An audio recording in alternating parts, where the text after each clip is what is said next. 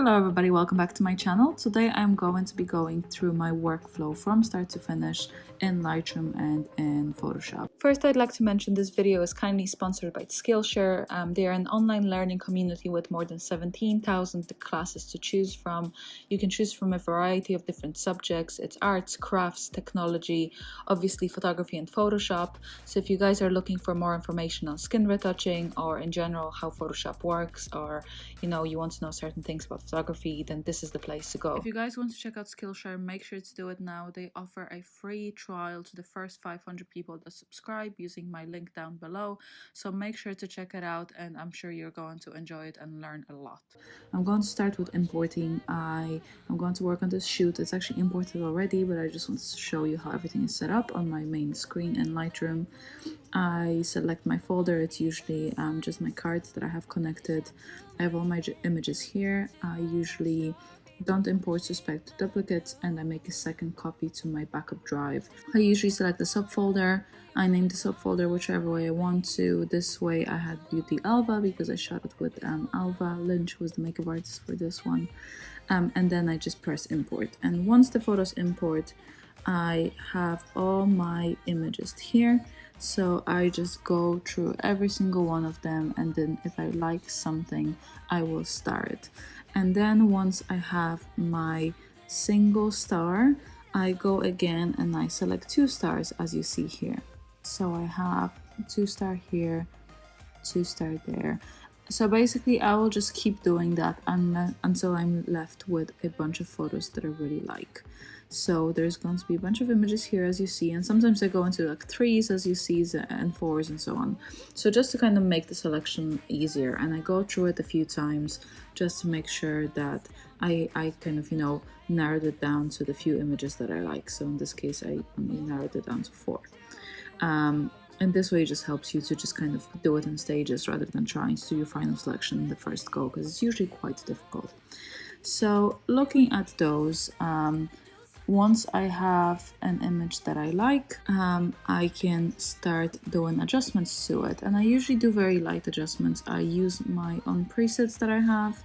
I have a few that work better than the others for studio images. I also have ones that I made out of my own, ones that I have already, just to kind of adjust them a tiny bit. So I'll just, play around, see which ones of my presets work best, and then I'll just adjust them accordingly. Sometimes you just have to play around and fix certain things because it might not look 100% the way you want to, but that's how presets usually work. If I went for something like Ubud, which is pretty good, I just don't like how reddish it is, so I might have to bring the redness down. So I might have to go a bit more green and a bit less yellow, so a bit cooler tone. There we go. So sometimes it's just about adjusting certain things and certain small things, but I do like the rest of it. So as you see here, it just kind of makes the freckles a bit more visible and whatnot, so I really like it. I might actually make it a bit brighter as well. So once I have that, I usually do two things. I either send it off to a retoucher, as I do a lot of the time, or I import into Photoshop and I edit it myself.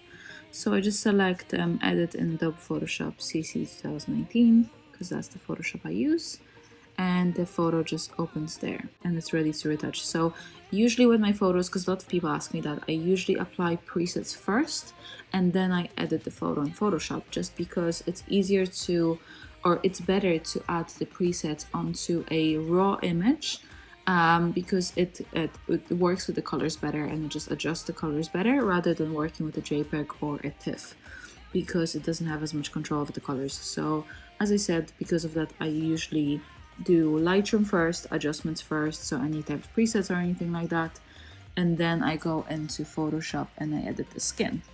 I'm not going to be editing the skin today because this is just about the workflow. So let's say I change something just for the sake of it.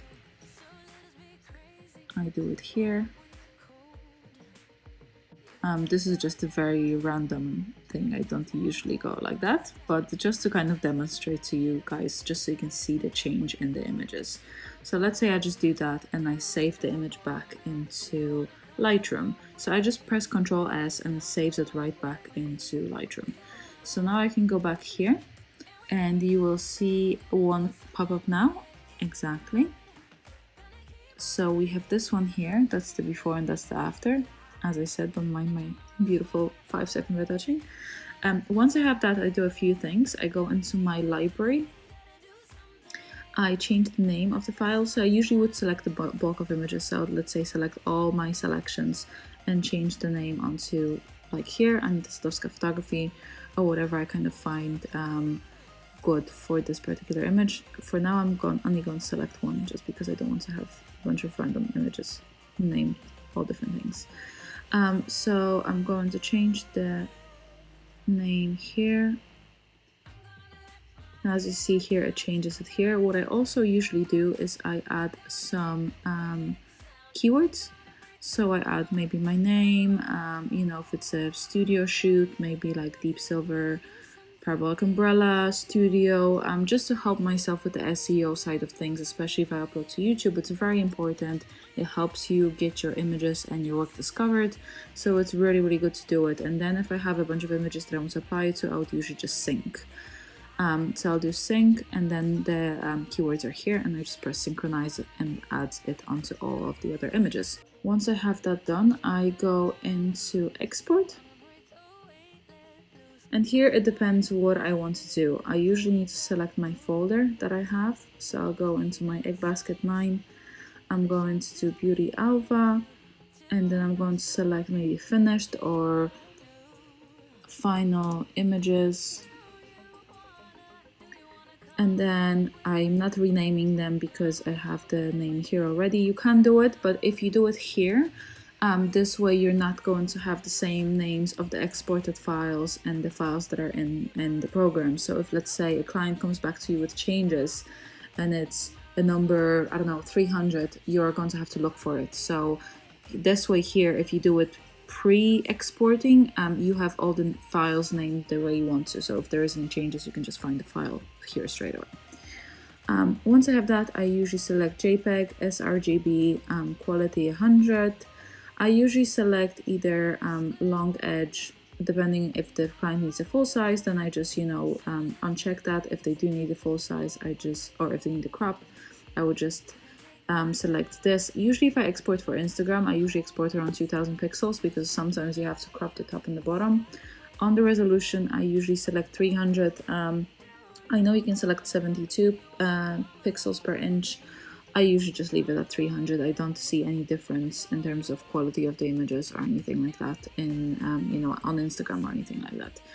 And then I leave this unchecked and the watermarking unchecked, and then I just click export, and you just get the little notification here. And once that is done, I get my photo into email, and I just send it to myself, or I upload it to WeTransfer. Either way, then I get it on my phone, and once I have it on my phone, I can just upload it to Instagram. So I hope you guys liked it. I know this is a very quick video, but I just wanted to show you how I go about exporting my images for Instagram. So if you did like this video, please give it a thumbs up, please subscribe to my channel, and I'll see you next time.